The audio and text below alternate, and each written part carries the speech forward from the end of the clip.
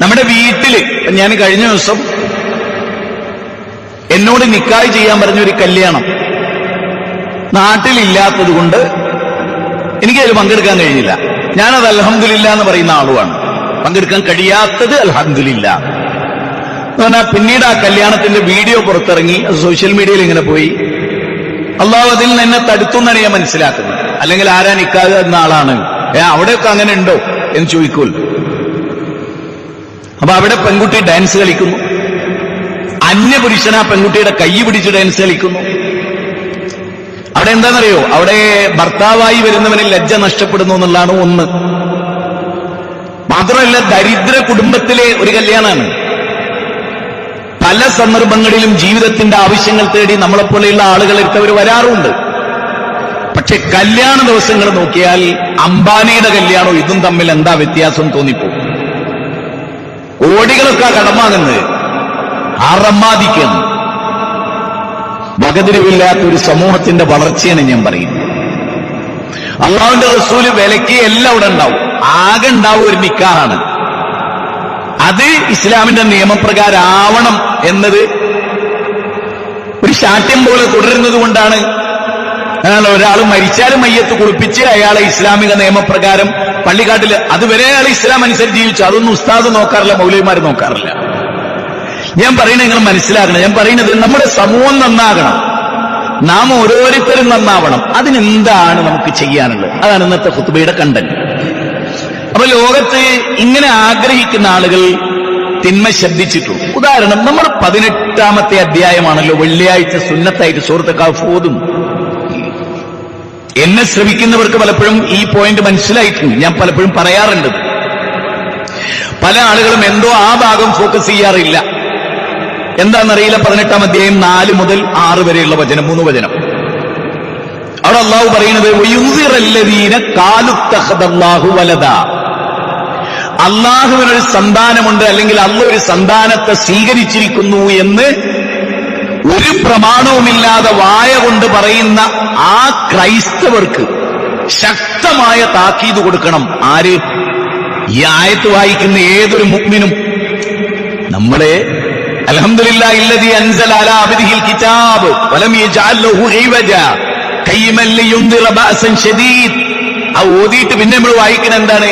വയുൻദിറല്ലദീന ഖാലു ഇത്തഖദല്ലാഹു വലദാ. അത്രയും, അതായത് ഈ ഖുർആൻ അവതരിപ്പിച്ചിട്ടുള്ളത് എന്തിനാണ്? അത് മേലെ പറഞ്ഞു, 2 കാര്യം പറഞ്ഞു. എന്നിട്ട് അള്ളാഹു പറയണേ, ഈ ഖുർആൻ ഉദ്ധരിച്ച് ഈ ഖുർആൻ സമൂഹത്തിന് നൽകിയതിന്റെ ഉദ്ദേശങ്ങളിൽ ഏറ്റവും ഗംഭീരം ക്രൈസ്തവരുമായി നിങ്ങൾ സംവദിക്കാനാണ്. നമ്മുടെ മനസ്സിലാകെ ഒരു സാക്കിർ നായിക്കാണോ, ഒരു അഹമ്മദ് ദീദാത്താണ്, ഒരു നിച്ച് ഓഫ് ട്രൂത്താണ്. സൂറത്ത് കഹ്ഫ് ഓതുന്ന മുഅ്മിനുകളോട് അല്ലാഹു പറയാണ്, വയുൻദിറല്ലദീന ഖാലു ഇത്തഖദല്ലാഹു വലദാ. അല്ലാഹു കുട്ടിയുണ്ട് എന്ന് വാദിക്കുന്നുള്ളൂ. പറടോ, അത് നിന്റെ തൊള്ള കൊണ്ട് പറയുന്ന വർത്താനാണ്, പ്രമാണമില്ല എന്ന് പറ. ഗുരുതരമായ അപകടമാണ് നീ പറയുന്നത്. ആകാശം വെണ്ടുകെടുമാറ്, പർവ്വതം സ്ഥാനം വിട്ട് ചലിപ്പിക്കപ്പെടുമാറ്, ഭൂമി കിടുകിടാ ഉറപ്പിക്കപ്പെടുമാറുള്ള അത്ര ഭീകരമായ വിവരക്കേടാണ് ക്രൈസ്തവരെ നിങ്ങൾ പറയുന്നത്. ഇത് പറയാൻ ധൈര്യമാണോ? അതുകൊണ്ടെന്നല്ലേ എനിക്ക് കോടതി പോകേണ്ടി വന്ന്. നമ്മൾ ഈ സത്യം തുറന്നു പറയണം. നമ്മുടെ ബാധ്യത അതാ. എന്താ? വിശുദ്ധ ഖുർആന്റെ 29-ാം അധ്യായം 46-ാമത്തെ വചനം എന്താ? അഹ്ലൽ കിതാബുകാരുമായിട്ടുള്ള വലാ തുജാദിലു അഹ്ലൽ കിതാബ് ഇല്ലാ ബില്ലതി ഹിയ അഹ്സൻ. അഹ്ലൽ കിതാബുകാരുമായി നിങ്ങൾ സംവാദം നടത്തണം. അവരിലെ അക്രമികളോട് വേണ്ട. സബാസ് മുന്നക്കലിനെ പോലെയുള്ള, ഹാനിലയ്യപ്പനെ പോലെയുള്ളവരുമായി സംവാദം വേണ്ട. അതിൽ മതം ഒരു മൗലിക വിഷയമായി കാണുന്ന പക്വമതികളായ ക്രൈസ്തവരോട് നിങ്ങൾ സംവാദം നടത്തണം. യാ അഹ്ലൽ കിതാബി തആലൂ ഇലാ മാ കലിമത്തിൻ സവാഇൻ ബൈനനാ വബൈനകും അല്ലാ നഅബുദ ഇല്ലല്ലാഹ് വലാ യത്തഖിദ ബഅ്ദുനാ ബഅ്ദൻ അർബാബൻ മിൻ ദൂനില്ലാഹ്. 3-ാം അധ്യായം സൂറത്ത് നിസായിലെ 64-ാമത്തെ വചനം. വരൂ ജോർജെ വാ, സാറമ്മേ വാ, എലിയമ്മേ വാ. ഈ ഡൈനിങ് ടേബിളിന്റെ ചുറ്റിലിരുന്ന് നമുക്ക് ചർച്ച ചെയ്താൽ തീരാവുന്ന വിഷയമേ ഉള്ളൂ. ഇന്നല്ലാഹ റബ്ബി വറബ്ബുക്കും, നിങ്ങളുടെ റബ്ബും എന്റെ റബ്ബും. ഈസാ നബി പറയാൻ ഷമ്മ ഇസ്രായേല അഡോണ എലോഹിൻ അഡോണ യഹ്, ഹീബ്രു ഭാഷയിലാണ്. അപ്പം വളരെ കൃത്യമായി അത് പഠിപ്പിച്ചു കൊടുക്കുകയാണ്. മാർക്കോസിന്റെ 12-ാം അധ്യായം 29-ാമത്തെ വചനം 30-ാമത്തെ വചനം. ഖുർആനും അത് പറയാൻ 23-ാം അധ്യായം 51-ാമത്തെ വചനം 92-ാമത്തെ വചനം. ഇതിലെല്ലാം ആവർത്തിച്ച് പറയാൻ. അപ്പം മുസ്ലിം സമുദായത്തിന്റെ മുഖ്യ അജണ്ടകളിൽ ഒന്ന് ക്രൈസ്തവരുടെ വിശ്വാസ ജീർണതക്കെതിരെ അതിശക്തമായ വഹദാനിയത്ത് ഉദ്ഘോഷിക്കുക എന്നുള്ളതാണ്. ഇത് പറഞ്ഞിട്ട് അല്ല പിന്നെ പറയണെന്നറിയോ? ഇത് പറഞ്ഞിട്ട് അല്ല പറയുന്നത് ഓരോ പിതാക്കന്മാരും ഒരു മോലെ തൊള്ളോണ്ട് പറയാണ്, ഒരു സുൽത്താനിയത്തും ഇല്ല, ഒരു തെളിവുമില്ല, വിവരക്കേട് പറയാണ്. കുൽഹാത്തു ബുർഹാനക്കും, കൊണ്ടുവാ തെളിവ് എന്നവരോട് പറ, തെളിവ് ഹാജരാക്കാൻ കഴിയില്ല തൊള്ളത്താളമല്ലാതെ അല്ല പറയാണ്. എന്നിട്ട് ഈ വിശ്വാസത്തിലേക്ക് ക്ഷണിച്ച ഒരു ദൂതനെ പറ്റി പിന്നെ പറയാണ് ഖുർആൻ. മുഹമ്മദ് നബി സല്ലല്ലാഹു അലൈഹി വസല്ലമയെ കുറിച്ച് എന്താ പറയുന്നത്? നിങ്ങൾ ആലോചിച്ച് നോക്കൂ. പിന്നെ ആ നബിയെ കുറിച്ച് പറയുന്ന 6-ാമത്തെ വചനം എന്താ? നമ്മള് ശരിക്ക് ചിന്തിക്കുക. മുഹമ്മദ് നബി സല്ലല്ലാഹു അലൈഹി വസല്ലം വന്നത് ലോകത്തുള്ള കാഫത്തൽ ലിന്നാസി ബശീറും വനദീറാണ്, സകല മനുഷ്യർക്കുമുള്ള ദൂതൻ. കാഫത്തൽ ലിന്നാസി ബശീറും വനദീറ. ഖുൽ യാ അയ്യുഹൻ നാസ് ഇന്നി റസൂലുള്ളാഹി ഇലൈക്കും ജമീഅ അല്ലദീ ലഹു മുൽക്കുസ് സമാവാതി വൽ അർദ്. 7-ാം അധ്യായം സൂറത്ത് ആറാഫിലെ 158-ാമത്തെ വചനമാണ്. അവിടെ പറയുന്നത് എന്താണ്? നബി സല്ലല്ലാഹു അലൈഹി വസല്ലമയുടെ നിയോഗത്തിന്റെ പരമമായ ലക്ഷ്യങ്ങളിൽ ഏറ്റവും പ്രധാനമായ കാര്യങ്ങളിൽ ഒന്ന് ഈ ഏകദൈവ വിശ്വാസത്തെ ജനങ്ങൾക്ക് പഠിപ്പിച്ചു കൊടുക്കുക എന്നുള്ളതാണ്. അത് പഠിപ്പിക്കാൻ വേണ്ടി ക്രൈസ്തവരെ ക്ഷണിച്ചപ്പോ, പ്രബോധനം ചെയ്തപ്പോ, ജൂതന്മാരെ ക്ഷണിച്ചപ്പോ, മജൂസികളെ ക്ഷണിച്ചപ്പോ ആ പ്രവാചകനുണ്ടായ അനുഭവവും വേദനയും പിന്നെ അള്ള പറയുന്നത് എങ്ങനെയാ? നമ്മളത് ഓതുന്നല്ല സഹോദര. ഇവിടെ ഇരിക്കുന്ന ഞാൻ എന്റെ പൊന്നു സുഹൃത്തുക്കളോട്, ഇവിടെ ഇരിക്കുന്ന ഏത് പ്രസ്ഥാനത്തിൽപ്പെട്ടവരോട്, ഈ പള്ളിയിൽ വരുന്ന, ഈ പള്ളി ചിലപ്പോൾ ഒരു പ്രസ്ഥാനത്തിൻ്റെതോ അത്തരം ആശയത്തിൻ്റെതോ ആവാം, പക്ഷെ പള്ളിയിൽ വരുന്നവരെല്ലാം അതാണോ? അല്ല. അതുകൊണ്ടാണ് നിങ്ങളോട് പറയുന്നത്, നിങ്ങൾ നിങ്ങളുടെ വീട്ടിൽ വെച്ച് ചർച്ച ചെയ്യണം. ഒരു ഖുത്ബ നിങ്ങൾ വീട്ടിൽ ചെന്ന ഭാര്യമാരോട് മക്കളോട് പറഞ്ഞു കൊടുക്കണം. ഞങ്ങളുടെ പള്ളിയിൽ ഞങ്ങൾ ഇന്നൊരു ഖുത്ബ കിട്ടും, അതിന്റെ കണ്ടന്റ് ഇന്നതായിരുന്നു. സമൂഹം മാറാനാണ് ഞാൻ പറയുന്നത്. ഇതിന് എന്താ അള്ള പറയുന്നത്?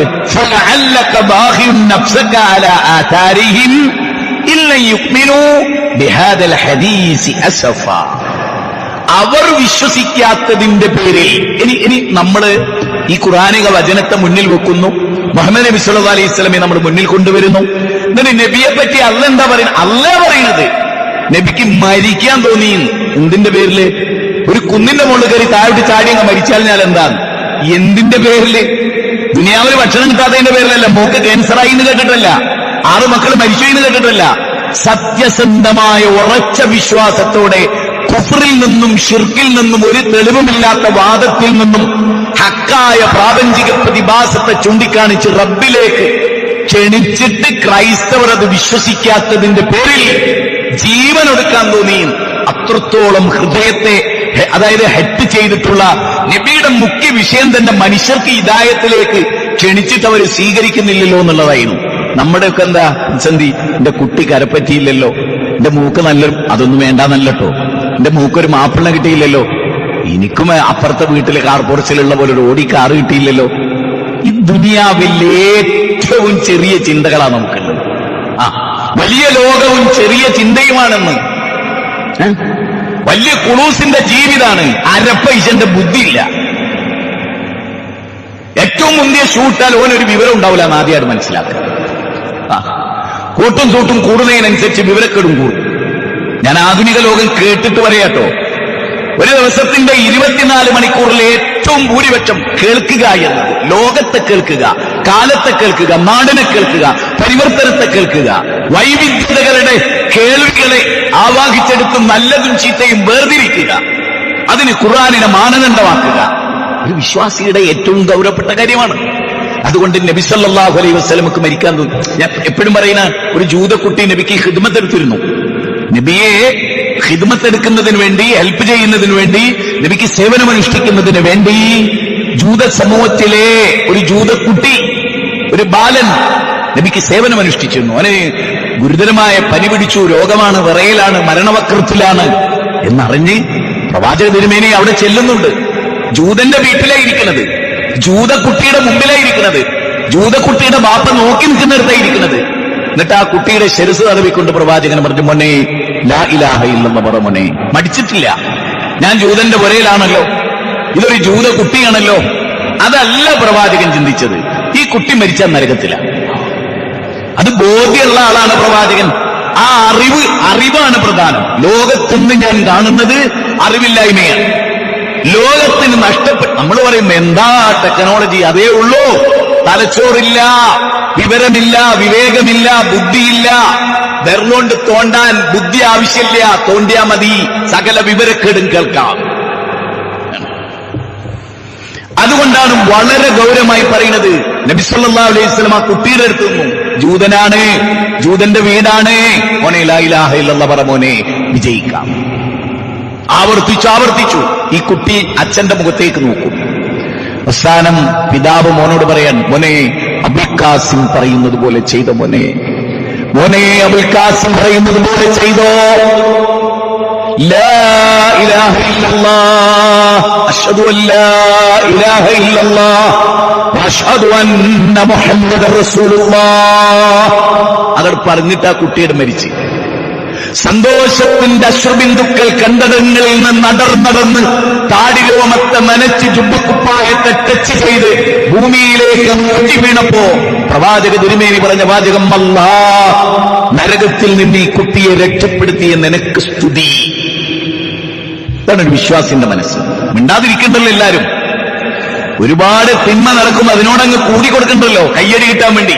ഓർക്കണം, അള്ളാന്റെ മുമ്പിൽ നീ വന്നു നിൽക്കും. നിന്റെ യൗവനം, നിന്റെ അറിവ്, ആ അറിവിനെ കുറിച്ച് ചോദ്യം ചോദിക്കും.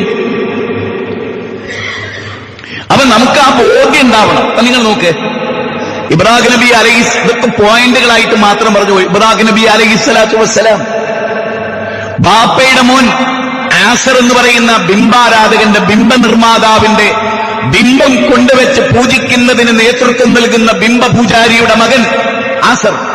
ആ ആസറിന്റെ മകനായ ഇബ്രാഹിം നബി അലൈഹി സ്വലാത്തു വസ്സലാം പിതാവ് ആ സ്വഭാവക്കാരനാണ്. യാ ബത്തി, നിലപാടാണ് ഞാൻ പറയുന്നത്, നിലപാടുകളെ കുറിച്ചാണ്. കഴിഞ്ഞ ഖുതുബയുടെ മറ്റൊരു ഭാഗമാണ് ഞാൻ പറയുന്നത്.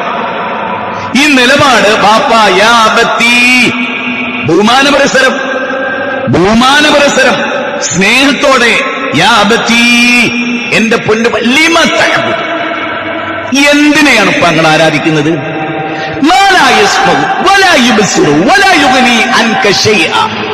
എന്റെ അപ്പ കാണാത്ത, കേൾക്കാത്ത, പ്രയോജനമില്ലാത്ത ഒരു ചാണകക്കുഴിയിലേക്ക് നിങ്ങൾ നിർമ്മിച്ച ബിംബത്തെ നിങ്ങൾ കൊണ്ടുപോയിട്ടാൽ, എടാ ഞാൻ നിന്റെ ദൈവം ഒന്നെടുത്ത് കരയിൽ വെക്ക് എന്ന് പറയാൻ കഴിവില്ലാത്ത ബുദ്ധിയോടാണ് സംവദിക്കുന്നത്. ബുദ്ധിയോടാണ്, വികാരം മാത്രമല്ല അത്. വിവരക്കേട് ഇങ്ങനെ ചെയ്യാ, വിവരക്കേട് ചൂണ്ടിക്കാണിച്ചാൽ ഇത് മതനിന്ദയാന്ന് പറയാ. വകവെക്കരുതെന്നാണ് എനിക്ക് നിങ്ങളോട് പറയാനുള്ളത്. അങ്ങനെയുള്ളവർക്കാണ് സ്വർഗം. അല്ലാണ്ട് നാടിന്റെ നടപ്പത്ത് ജീവിക്കുന്നവന് സ്വർഗല്ലേ എങ്ങനെ? അത് നല്ലോണം മനസ്സിലായിക്കൂടി. ഈ മിമ്പറിൽ നിങ്ങൾ കേൾക്കുന്ന ഈ വാചകം നിങ്ങൾക്ക് പരലോകത്ത് ഉപകരിക്കും, ഇഹലോകത്ത് അന്തസ്സ് നൽകുകയും ചെയ്യും. എനിക്കൊരു സംശയമില്ല കാര്യത്തിൽ. ഇബ്രാഹിം നബി അലൈഹി ഇസ്ലാമിന്റെ നിലപാട് വ്യക്തമാക്കി. നിങ്ങൾ എന്തിനാ ആരാധിക്കുന്നത് മാത്രമല്ല, ഇത് ശരിയല്ല എന്ന് പറയല്ല, എന്തുകൊണ്ട് ഞാൻ നിങ്ങളോട് ഇത് പറയുന്നത്, അതാണ് കഴിഞ്ഞ 2 ആഴ്ച നമ്മൾ പറഞ്ഞുകൊണ്ടിരിക്കുന്നത്. ഇതിലൊരു അപകടമുണ്ട്. ഇപ്പോഴല്ല, കുറച്ചുകൂടെ കഴിഞ്ഞാൽ ഈ പോക്കിങ്ങനെ പോയിട്ട് അങ്ങോട്ട് എത്തിയാൽ വലിയൊരു അപകടത്തിൽ നിങ്ങൾ ചെന്ന് പെടാനുണ്ട്. അങ്ങനെ ലോകം അപകടത്തിൽ പെട്ടിട്ടുണ്ട്. നിങ്ങൾക്കറിയാത്ത ഞങ്ങൾക്കറിയാ, നിങ്ങൾക്ക് വിവരമില്ല. ഇത് കേട്ടോളി. അതിന്റെ അടുത്ത വാചകം എന്താ? യാ അബത്തി ഇന്നി ഖദ് ഒന്ന് അടിവരട്ടെ. യാ അബത്തി ഇന്നി ഖദ് ജാഅനി മിനൽ ഇൽമി മാ ലം യഅതിക് ഫത്തബീനി അഹദിക സിറാത്തൻ സവിയ്യ. എന്താ കേരളത്തിൽ 60 ലക്ഷം വിദ്യാർത്ഥികളില്ലേ? ഉണ്ട്. 2 ലക്ഷം 2.5 ലക്ഷം അധ്യാപകരില്ലേ? ഉണ്ട്. ആ 2.5 ലക്ഷം അധ്യാപകരിൽ നിന്ന് ഇയാൾക്കെന്താ കൊമ്പുണ്ടോ ചോദിച്ചില്ലേ? ഇതൊക്കെ കൊമ്പില്ല, വിവരമുണ്ട്. അതാണ്. അപ്പൊ ബാക്കി 2.5 ലക്ഷം ആളുകൾക്കോ ഓൽക്കുണ്ട്, വിവരമുണ്ട്, വിവരമനുസരിച്ച് പെരുമാറിയില്ല. വിവരമില്ലായ്മ ഒന്നും ഓൽക്കുണ്ടെന്ന് ഞാൻ കരുതുന്നില്ല.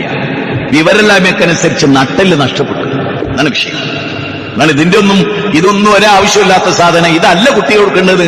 അറിയാത്ത ഒരധ്യാപന കൂട്ടത്തിലില്ല. അപ്പൊ ഞാൻ പറയുന്നത് എന്തുകൊണ്ട് ഇതൊരു അപകടം. ഈ പോയിന്റ് ശരിക്കും പഠിച്ചോളി. നിങ്ങൾക്ക് കിട്ടാത്തൊരറിവ് ഞങ്ങൾക്ക് കിട്ടിയിട്ടുണ്ട്. അതുകൊണ്ടാ വിസ്തെന്ന് പേരിട്ട്. അതുകൊണ്ടാണ് ആ പേരിട്ടത്. പലർക്കും കിട്ടാത്തത് കിട്ടിയത് കൊണ്ട് തന്നെയാണ് ആ പേരിട്ട്. അതിലാരും ചോദിച്ചിട്ടൊന്നും കാര്യമില്ല, അസൂയപ്പെട്ടിട്ടും കാര്യമില്ല. ഞാനത് തുറന്നു പറയാൻ ആഗ്രഹിക്കാൻ ഞാൻ അതിന്റെ ഒരാളാണ്. ഇതിനോട് അഭിമാനകരമായി പറയാൻ എനിക്ക് വേറൊരു കാര്യമില്ല. അത്ര അഭിമാനകരമായി പറയുന്ന ആളാണ്. കേരളത്തിലെ വിസ്തത്തിന്റെ ഒരു മെമ്പറാണെന്ന് പറയുമ്പോ എന്റെ ശിരസ് ഉയർന്നു നിൽക്കുന്നു, എന്റെ നട്ടെല്ല് പൊന്തി നിൽക്കുന്നു. അന്തസ്സുള്ളൊരു കൂട്ടായ്മയിലെ മെമ്പർ എന്ന ബോധ്യം എനിക്കുണ്ട്. കേരളക്കരയിൽ നടക്കുന്ന ഏതേത് തിന്മകളുടെ നാരായ വേരുകളും പഠിക്കുകയും ചിന്തിക്കുകയും ചർച്ച ചെയ്യുകയും ചെയ്യുന്ന ഒരു കൂട്ടായ്മയുണ്ട്. ഇതിനൊരു നേതൃത്വമുണ്ട്, അന്തസ്സുള്ളവരുണ്ട് എന്ന് വിശ്വസിക്കാൻ അത് നമുക്ക് ഉണ്ടാവണം. ഇബ്രാഹിം നബി എന്നിട്ട് നിങ്ങൾ എന്താ വിചാരിക്കുന്നത്? ഇബ്രാഹിം നബീനെ കല്ലെറിയെന്ന് പറഞ്ഞു. അർജുമന്നൊക്കെ വഹിച്ചുർണി മലിയ കല്ലെറിയും. ഇന്ന് കല്ലെറിയുന്നില്ല, സോഷ്യൽ മീഡിയയിൽ മാന്തി തിന്നുക. കല്ലെറിഞ്ഞ എവിടെങ്കിലേ മുറിയൂ. ഇറച്ചി മൊത്തം തിന്നുകയാണ്, മുടിയടക്കം തിന്നുകളാണ്, പെരുവെള്ളിന്റെ നഖടക്കം. ഈ സോഷ്യൽ മീഡിയയിലെ സംസ്കാരമില്ലാത്തവർ, വകതിരിവില്ലാത്തവർ, ലോകം നശിക്കുകയാണെന്നുള്ള തിരിച്ചറിവില്ലാത്തവർ, സ്വന്തം മക്കളെ നശിപ്പിക്കുന്ന നിലപാടാണ് സ്വീകരിക്കുന്നത് എന്ന് തിരിച്ചറിയാത്തവർ. അതുകൊണ്ട് വളരെ വളരെ ഗൗരവമായി നമ്മൾ ചിന്തിക്കേണ്ട ഒരു പോയിന്റാണ്. ഞാനൊന്ന് എവിടെ ഇരിക്കുന്ന രക്ഷിതാക്കളോട് ഞാൻ ചോദിക്കാം, പേരമക്കളുള്ളവരോട് ചോദിക്കുക. നമ്മൾ ചോദിക്കുക, എന്തൊരു കാലാത്, ഇത് കലികാലമാണ്, ആസുരകാലമാണ്. എന്തൊരു മക്കളായത്. നമ്മളെല്ലാരും വിചാരിക്കണം, എന്താ ഈ മക്കൾക്ക് പ്രശ്നം? ഈ മക്കൾക്ക് എന്തൊക്കെയോ പ്രശ്നമുണ്ട്. എന്തുകൊണ്ട് മക്കൾ ഇങ്ങനെ വെറുതെ ആയതല്ല, ആക്കിയതാണ്. ആക്കിയതാണ്. ആര്? ബോധപൂർവമായി ലിബറലിസം എന്ന മതം അവരെ കൊണ്ടുപോയി ആക്കിയതാണ്. അതൊരു മതമാണ്. ആ പുതിയ മതം മനുഷ്യരെ പഠിപ്പിച്ചു. സ്കൂളിൽ മതമുണ്ടായിരുന്നു. ഞങ്ങൾക്കൊരു മതമുണ്ട്, ആ മതം ഞങ്ങൾ ഇംപ്ലിമെന്റ് ചെയ്യാം.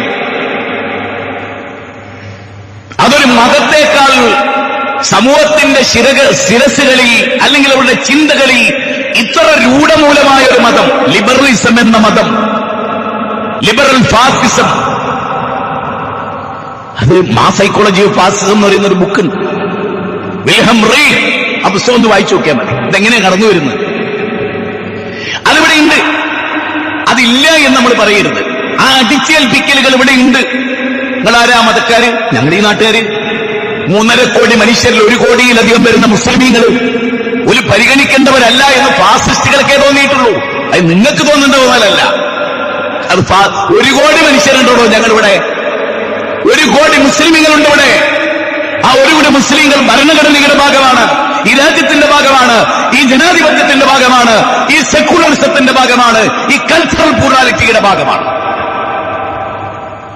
അതുകൊണ്ട് തന്നെ അവർക്ക് നിലപാടുകളുണ്ട്, അഭിപ്രായങ്ങളുണ്ട്, വിയോജിപ്പുകളുണ്ട്. അവർക്ക് തന്റെ ഇടമുണ്ട്. ഞാനത് പറയും. തെറ്റിനെ തെറ്റായി കാണാനും കോടാലിയെ കോടാലി എന്ന് വിളിക്കാനുമുള്ള തന്റെ ഇടമുണ്ട് ആ നേതൃത്വത്തിന്. നമുക്കിന്റെ പ്രത്യേകത. അതുകൊണ്ട് തന്നെ നാടോടുമ്പോൾ നടുവയോടുക എന്നത് നമ്മൾ അവസാനിപ്പിക്കണം. ഞാൻ വേറൊരു കാര്യം ചോദിച്ചോട്ടെ. സൂറത്ത് കാഫാണ് നമ്മൾ പാരായണം ചെയ്യുന്നു. എന്തൊക്കെ പാഠങ്ങളാ. അതിൽ 15 ആയത്ത് വായിച്ചാൽ മതി.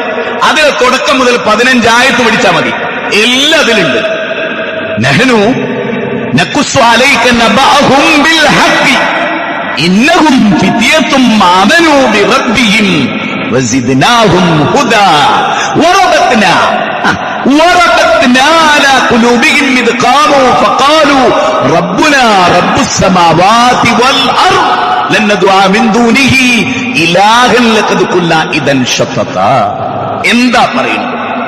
കണിശമായ, കൃത്യമായ, ഹക്കായ വിവരണം ആ യുവാക്കളെ കുറിച്ച് ഞാൻ നിങ്ങൾക്ക് പറഞ്ഞു തരും. അല്ല പറയണം, അവരൊരു പറ്റ യുവാക്കളായിരുന്നു. ആ യുവത്വത്തിന് വലിയ പ്രാധാന്യമുണ്ട്. ബുദ്ധി ഏറ്റവും തീക്ഷണമാകുന്ന കാലം. ചിന്ത പണയപ്പെടുത്തിയല്ല. ഇതൊരു വല്ലാത്തൊരു പോയിന്റ് ആയിട്ട് എന്താ പ്രശ്നം? എന്താ? രാജാവ്, ആ നാട് ഭരിച്ച രാജാവ് ബിംബാരാധകനാണ് എന്ന് മാത്രമല്ല, ബിംബാരാധനയുടെ മഹത്വം, അതിനൊരു മഹത്വം ഉണ്ടെന്ന് പ്രസംഗിച്ച ആളും കൂടിയാണ് ആര്? ആ രാജാവ്. ആ നാട്ടിലെ മുഴുവൻ ആളുകളും അല്ലാത്തവരോട് ദുആ ചെയ്യാം, അവരെ ആരാധിക്കാം, അവരോട് വിളിച്ച് പ്രാർത്ഥിക്കാം എന്ന് വിശ്വസിച്ച ആളുകളാണ്. സൃഷ്ടികളിലെ അള്ളാഹുവിനോട് പങ്കുചേർക്കുന്നവർ ഭൂരിപക്ഷമുള്ള ഒരു നാടാണ്. ആ നാട്ടിൽ നിന്ന് 10-ൽ താഴെ അള്ള പറഞ്ഞ് അവസാനിപ്പിച്ചു 7 പേരും അവരുടെ നായി. ആ 7 പേർ എന്ന് പലരും സൂചിപ്പിച്ച ആ 7 പേരുടെ നിലപാടെന്താ?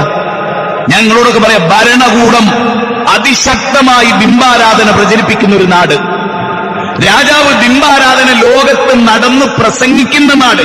ഏത്? ഒന്നുകൂടി ചിന്തിക്കുക.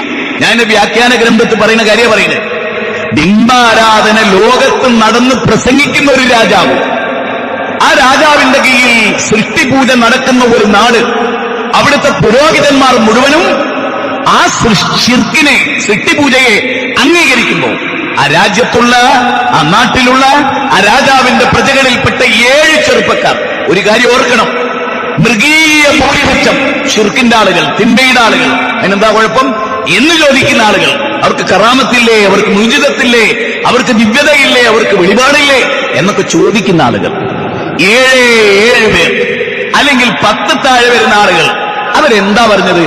നിങ്ങൾക്കില്ലാത്തൊരറിവ് ഞങ്ങൾക്കുണ്ട് എന്ന് തന്നെയാണ്. ആ തിരിച്ചറിവാണ് ഞങ്ങളെ നിങ്ങളോടൊപ്പം ചേരാതെ, ഞങ്ങൾക്കറിയാം നിങ്ങളോടൊപ്പം ചേർന്ന ഒരു പ്രശ്നവും ഇവിടെ ഉണ്ടാവില്ല, നാട് വിടേണ്ടി വരില്ല, ഇവിടെ സുഖമായിട്ട് ജീവിക്കാതൊക്കെ ഞങ്ങൾക്കറിയാം.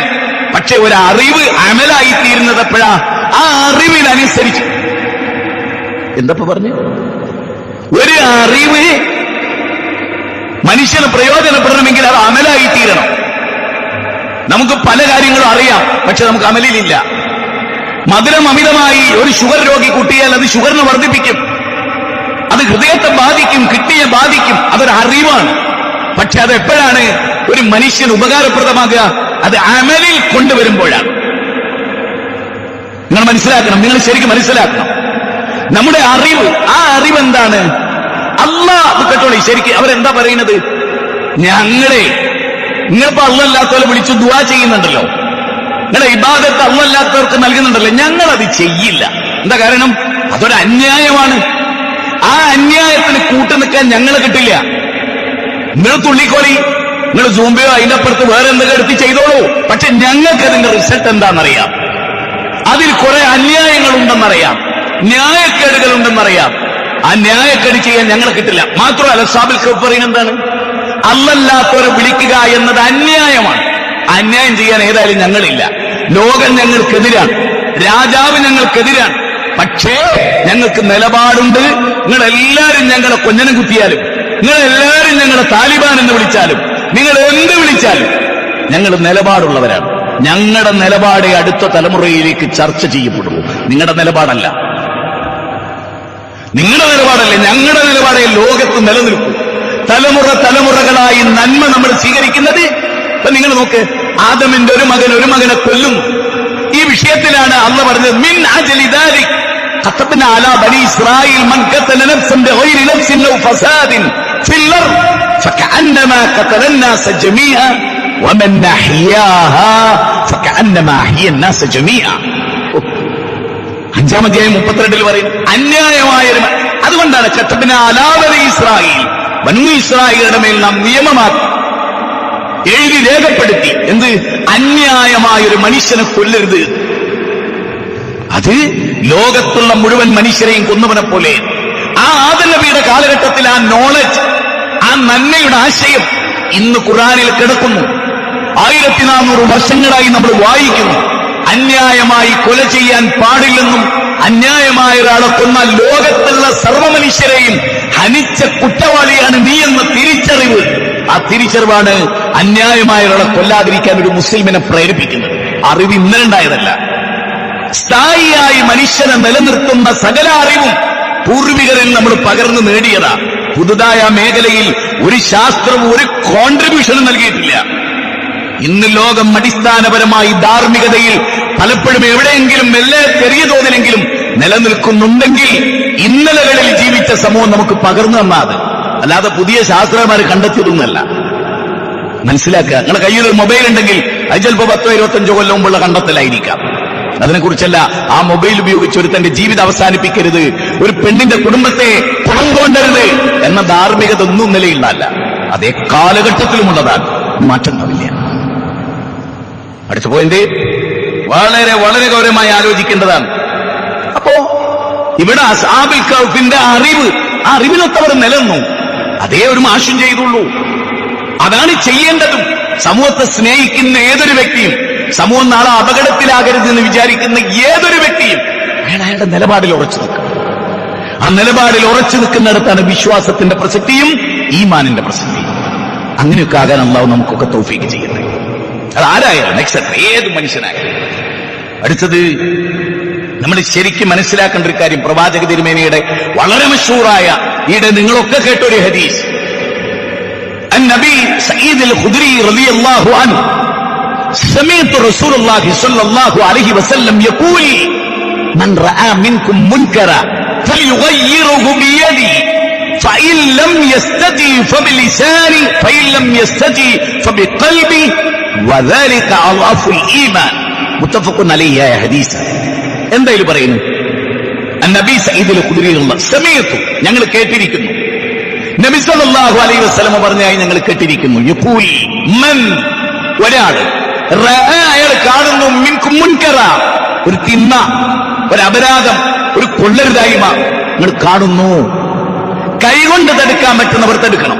അത് ഭരണകൂടം. ഒരു പിതാവിന് മകനെ കൈകൊണ്ട് തടുക്കാം.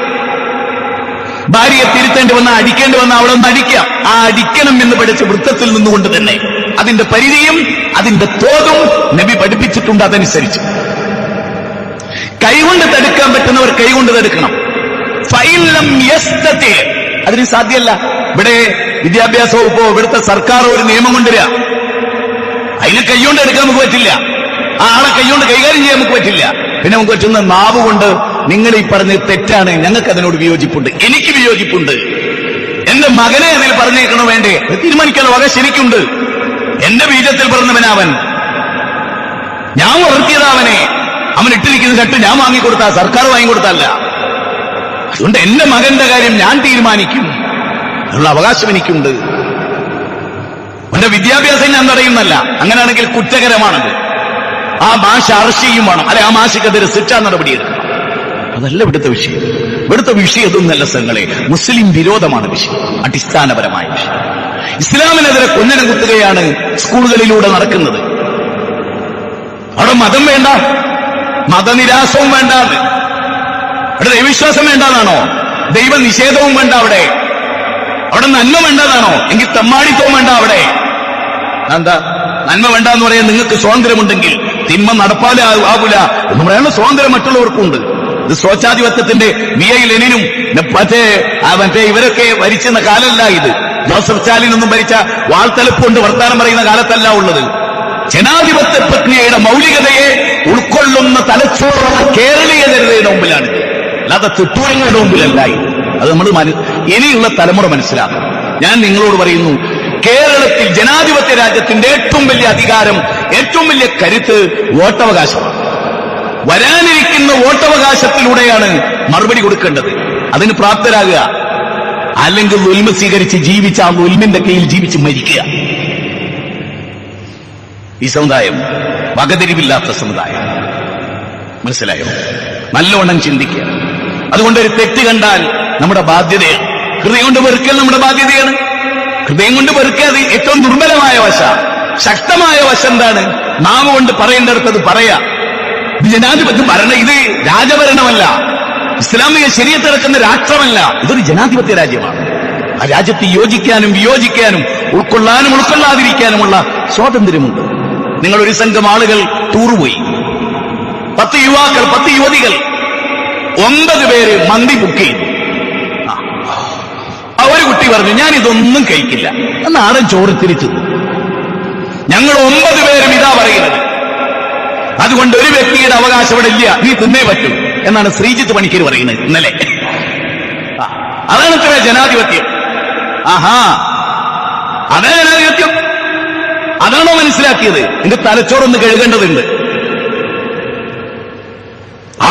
പറയാണ് ഞങ്ങൾ 9 പേര് ഈ സെലക്ട് ചെയ്ത് നിനക്ക് പറ്റില്ലേ? ശരി, ബഹുമാന പുരസ്സരം, നിനക്ക് എന്താ വേണ്ടത്? അതും ബുക്ക് ചെയ്യുക. അവനും ഒരു ടേബിളിലിരിക്കുക, അവനാ നാടൻ മൂടരിച്ചോറ് വാരി തിന്ന, മറ്റൊരു മന്തിയും തിന്ന, അതിന്റെ പേരാ.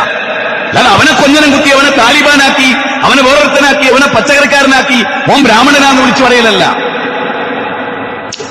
അതാണ് അതിന്റെ ശരി. അതുകൊണ്ട് ശരികേടുകളുടെ ലോകത്താണ് നമ്മൾ ജീവിക്കുന്നത്. പറയാനുള്ള ധൈര്യം ഉണ്ടാകണം, തന്റെ ഇടം ഉണ്ടാകണം, സ്വന്തം ചെലവിൽ ജീവിക്കാൻ പഠിക്കണം. അല്ലെങ്കിൽ പലരുടെയും തൊട്ടൂരങ്ങൾക്ക് വിധേയമായി ജീവിച്ച് ആണും പെണ്ണും കെട്ട വർഗമായി മരിക്കേണ്ടി വരും. അടുത്തത് പ്രസിദ്ധമായൊരു ഖുർആനിക വചനത്തെക്കുറിച്ചാണ് അടുത്ത് പറയുന്നത്. 8-ാം അധ്യായം സൂറത്ത് അൻഫാൽ 25-ാമത്തെ വചനം. വത്തഖു ഫിത്ന ലാ തുസീബന്നല്ലദീന ളലമു മിൻകും ഖാസ വഅലമു അന്നല്ലാഹ ശദീദുൽ ഇഖാബ്. ഈ ഖുർആന്റെ വചനം ശരിക്കും ഓർത്തോളി. വത്തഖു ഫിത്ന, ഈ ലോകത്ത് വരുന്ന ഫിത്നകളെ, കുഴപ്പങ്ങളെ നിങ്ങൾ സൂക്ഷിക്കണം. ലാ തുസീബന്നല്ലദീന ളലമു മിൻകും ഖാസ, നിങ്ങൾ ആ തിന്മയൊക്കെ കണ്ട് മിണ്ടാതിരുന്നാൽ നിങ്ങൾ ആരെങ്കിലും വിചാരിക്കേണ്ട ആ തിന്മ ചെയ്തവരെ മാത്രം പിടികൂടുകയെന്ന്. നിങ്ങളെയും അത് ബാധിക്കും. അതുകൊണ്ട് നിങ്ങളുടെ നിർബന്ധ ബാധ്യതയാണ് തിന്മയെ എതിർക്കുക നിങ്ങൾ. ഇത്രയെങ്കിലും നമ്മൾ മനസ്സിലാക്കുക.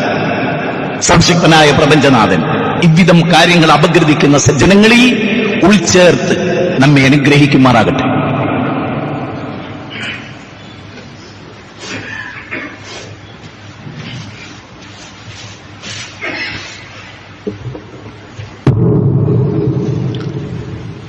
അൽഹംദുലില്ലാഹി റബ്ബിൽ ആലമീൻ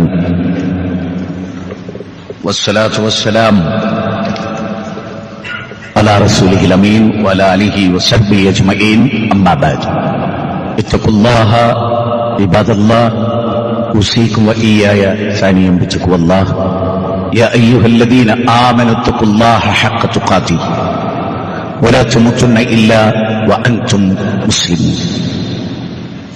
സഹോദരങ്ങളെ, ലഹരിയിൽ നിന്ന് കേരള ജനത രക്ഷപ്പെടണം. അതിനിതാ നിങ്ങൾ വിദ്യാലയങ്ങളിൽ സൂംബ നടപ്പാക്കുന്നു. എനിക്ക് ഈ കേരള ജനതയോട് പറയാനുള്ള ഒരു കാര്യം, സൂംബ വേണ്ട, തൂമ്പ മതി എന്ന കാര്യമാണ്.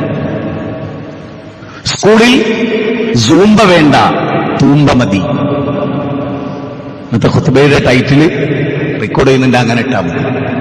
സൂംബ വേണ്ട, തൂമ്പ മതി. 3.5 കോടി മനുഷ്യർക്ക് എതിർക്കാൻ പറ്റാത്തൊരു കാര്യമാണ് ഞാൻ പറയുന്നത്. ഒരൊറ്റ കുട്ടിയുടെ എതിർ ശബ്ദം ഉണ്ടാകാത്തൊരു കാര്യമാണ് ഞാൻ ഈ പറയുന്നത്.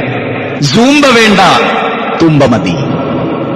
സ്കൂൾ വിടുന്നതിന്റെ അരമണിക്കൂർ മുമ്പ് കുട്ടികളുടെ കയ്യിൽ പിക്കാസും കൈക്കൂട്ടും ഒക്കെ കൊടുക്കും. ആൺകുട്ടികളുടെ കയ്യിൽ സ്കൂളിന്റെ പരിസരമൊക്കെ കിളയ്ക്കാൻ പറയാം. പെൺകുട്ടികളോട് അതൊക്കെ അടിച്ചുവാരി വൃത്തിയാക്കി ഒരു സ്ഥലത്ത് കൊണ്ടിടാൻ പറയാം. എന്നിട്ട് അടുത്ത ദിവസം വരുമ്പോ തൂമ്പ എടുത്തിട്ട് കൊടുക്കുക. കപ്പക്ക് കൃഷി ഇടാൻ പറയാം. വാഴയ്ക്ക് ആരോഗ്യം ഉണ്ടാവും, മനസ്സ് നന്നാവും, സ്കൂളിന്റെ പരിസരം വൃത്തിയാവും, പച്ചക്കറി സ്വതന്ത്രമായി ഉണ്ടാക്കാൻ പറ്റും, ആരോഗ്യമുള്ള ഒരു സമൂഹത്തെ സൃഷ്ടിക്കാൻ പറ്റും. അതുകൊണ്ട് നിങ്ങൾ എല്ലാവരും സർക്കാരിനോട് ആവശ്യപ്പെടുക, സൂംബ വേണ്ട, തൂമ്പ മതി. മാത്രമല്ല, ആരാന്റെ കട എടുക്കണ്ട, അവനാന്റെ നാട്ടിന്റെ സംസ്കാരമാണല്ലോ കൃഷി. അത് ചെയ്താൽ മതി. ഞാൻ ഉറപ്പിച്ച് വിശ്വസിക്കുന്നു, സൂംബ നടപ്പാക്കി 1 കൊല്ലം കഴിഞ്ഞാൽ എല്ലാ ലഹരിയും വർദ്ധിക്കുകയുള്ളൂ. കാരണം എന്താ? നമ്മുടെ കപ്പിത്താൻ കേരള ജനതയിൽ പ്രസംഗിച്ച ഒരു പ്രസംഗം എന്ത്? ശ്രീലങ്കക്ക് ശ്രീലങ്കന്റെ മദ്യമുണ്ട്, ഓരോ രാജ്യത്തിനും ഓരോ രാജ്യത്തിന്റെ മദ്യമുണ്ട്. നമ്മുടെ രാജ്യത്തിന്റെ മദ്യം, നമ്മുടെ കേരളത്തിന്റെ മദ്യം വ്യാപകമാക്കണം, അത് വിദേശത്തേക്ക് കയറ്റിയയക്കണം. ഈ സർക്കാർ ആ കാര്യത്തിനാണ് ഏറ്റവും ഊന്നൽ നൽകിയത്. അതുകൊണ്ട് സർക്കാർ എന്താ പറഞ്ഞാൽ അറിയോ? കാലില്ലാത്ത ആളുകളുണ്ടാവും, കൈയില്ലാത്ത ആളുകളുണ്ടാവും, കളിഷാപ്പിന്റെ അടുത്തേക്ക് പോകാൻ പറ്റാത്തവരുണ്ടാവും. അപ്പൊ സർക്കാർ പറഞ്ഞു, എന്ത് ബേജാറാണ്ട, നിങ്ങളെ പുരയിലേക്ക് ഞങ്ങൾ വരും, മദ്യവേ സഞ്ചരിക്കുന്ന മദ്യഷോപ്പ്. ലോകത്ത് ഒരു സർക്കാരും ആകാശത്തിന്റെ ചോട്ടിൽ ഇന്ന് വരെ നടപ്പാക്കിയിട്ടില്ല. ഈ കേരളത്തിലെ വിവരം കിട്ട ഭരണകൂടമല്ല. എന്താ പറയുന്നത്? ലഹരി ഉണ്ടായി തള്ളിക്കൊടുക്കുക, എന്നിട്ട് സൂം കളിച്ചോളാൻ പറയാ. വിധിവൈപരീത്യമേ, നിന്റെ പേരെന്താ? തലച്ചോറുള്ള ഒരെണ്ണം. അലൈസ മിൻകുർ റജുലുർ റശീദ്, വിവേകമുള്ള ബുദ്ധിയുള്ള ഒന്ന്. നിങ്ങൾ ആ കൂട്ടായ്മയിൽ ഈ രാജ്യത്തിന്റെ പുരോഗതി ചർച്ച ചെയ്യുന്നതിലില്ലേ? തലച്ചോറുള്ള ഒരെണ്ണം ഒന്ന് സഞ്ചരിക്കുക. എന്നിട്ട് പറയാ, എന്താ വികലാംഗ, നീ വീട്ടിൽ നിന്നോ, ഞങ്ങൾ മന്ത്രിമാര് കൊണ്ടുപോയി വിളമ്പിത്തരും, സർവത്ര കുടിക്ക് ഈ രാജ്യം നന്നാകട്ടെ. ഇങ്ങനെ പെണ്ണുങ്ങളുടെ നെഞ്ഞത്ത് കയറുക, അവരെ ചവിട്ടി കൊല്ലുക, അവരെ വെട്ടി മുറിക്കുക, കഞ്ചാവും കണ്ണും കുടിച്ചിട്ട് എന്നിട്ട് പറയാ ഞങ്ങൾ സ്ത്രീകളുടെ മോചനം ലക്ഷ്യം വെക്കുകയാണ്.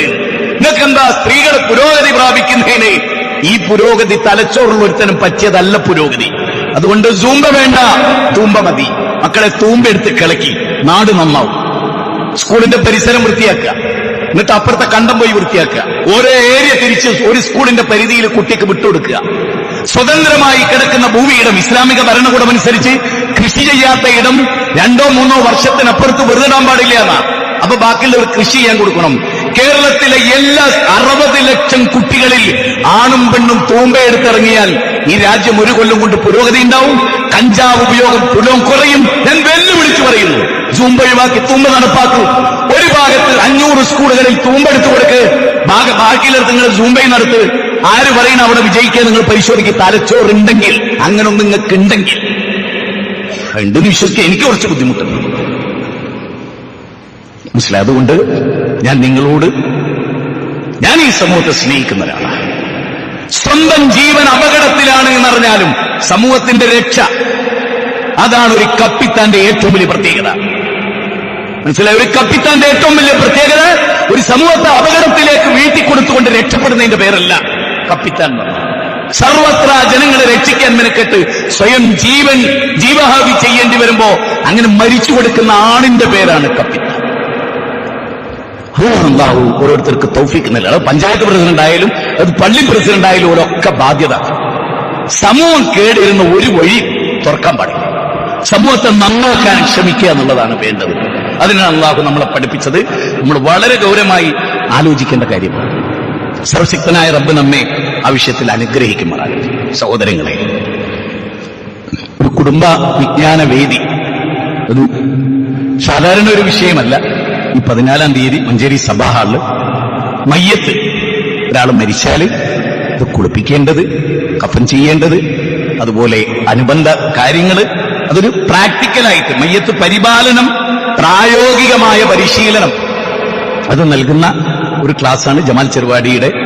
അദ്ദേഹം ആ കാര്യത്തിൽ വളരെയേറെ പരിചയസമ്പന്നനാണ്. അതാണ് ഞാൻ ആ പദം കൊണ്ട് ഉദ്ദേശിക്കുന്നത്. അതുകൊണ്ട് സഭാ ഹാളിൽ 14-ന് നടക്കുന്ന ഈ പ്രോഗ്രാം, അതായത് വൈകുന്നേരം മഗ്‌രിബ് കഴിഞ്ഞ് അഥവാ തിങ്കളാഴ്ച 7:15 മഗ്‌രിബ് കഴിഞ്ഞ് എത്തിപ്പെടും. അതിന് എല്ലാവരും ശ്രമിക്കുക.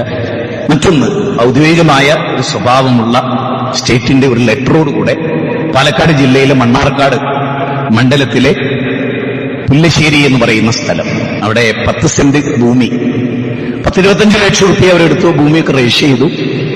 ഒരു 47 ലക്ഷം കൂടി ഉണ്ടെങ്കിൽ ആ കെട്ടിടവും, അതായത് ഒരു മസ്ജിദും അനുബന്ധ സ്ഥാപനങ്ങളും ദൈവത്തുമായി ബന്ധപ്പെട്ട അതിനോട് ചേർന്ന് നിൽക്കുന്ന എല്ലാം അവരെ നമ്മളെ സമീപിച്ചിട്ടുണ്ട്. നമ്മുടെ കമ്മിറ്റിയോട് അനുവാദം ചോദിച്ച് നേരത്തെ അറിയിച്ച് സ്റ്റേറ്റിന്റെ കത്തുമായി വന്ന് ആ മണ്ണാർക്കാട് ഈ പ്രദേശത്ത് 10 സെന്റ് ഭൂമിയിൽ അള്ളാഹുവിന്റെ ദീന് പ്രബോധനം ചെയ്യുന്ന, മാതൃഭാഷയിൽ ജനങ്ങളുടെ ഹൃദയത്തിലേക്ക് ജ്ഞാനങ്ങൾ വിളമ്പിക്കൊടുക്കുന്ന,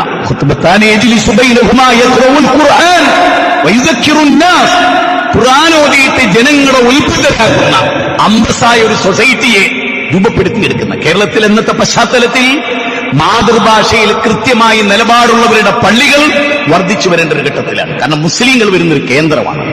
അതുകൊണ്ട് എല്ലാവരും മനസ്സറിഞ്ഞ് അതിനൊരു നല്ല തുക നിങ്ങൾ നൽകുക.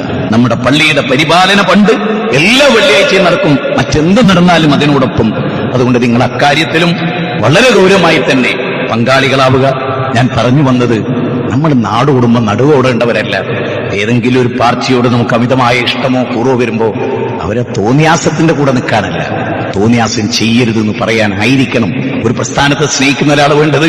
അതിന്റെ തോന്നിയാസത്തിന്റെ കൂടെ നിൽക്കുക. ഞങ്ങൾ നിങ്ങളുടെ തോന്നിയാസത്തിന്റെ കൂടെ അല്ലേ, നിങ്ങൾ ഇഷ്ടപ്പെടുന്നതാണ്. ഇത് അന്തസ്സായിട്ട് പോകണമെന്ന് പറയല്ലേ വേണ്ടത്, അതിന് കൂടെ നിൽക്കല്ലോ വേണ്ടത്. അത് പാർട്ടിയായാലും പ്രസ്ഥാനമായാലും സംഘടനയായാലും അതല്ലേ അന്തസ്സായ നിലപാട്. ആ നിലപാട് ഇബ്രാഹിം നബിയുടേതാണ്, ആ നിലപാട് മൂസാ അലൈഹി ഇസ്ലാമിന്റേതാണ്, ആ നിലപാട് മുഹമ്മദ് നബി സല്ലല്ലാഹു അലൈഹി വസല്ലമയുടേതാണ്, ആ നിലപാട് അസ്ഹാബുൽ കഹ്ഫിന്റേതാണ്, ആ നിലപാട് പൂർവികരുടേതാണ്. അള്ളാഹുവിന്റെ ഖുർആൻ കലാമാണ് എന്ന് ഇമാം അഹ്മദ് ഇബ്നു ഹംബൽ, അള്ളാഹുവിന്റെ ഖുർആൻ സൃഷ്ടിയാണ് എന്ന് അന്നത്തെ ഭരണകൂടം മുഴുവൻ ആളുകളും ഒറ്റക്കായിരുന്നു. ഇമാം അഹ്മദ് ഇബ്നു ഹംബൽ 2 കൊല്ലം ജയിലിൽ കിടന്നത്.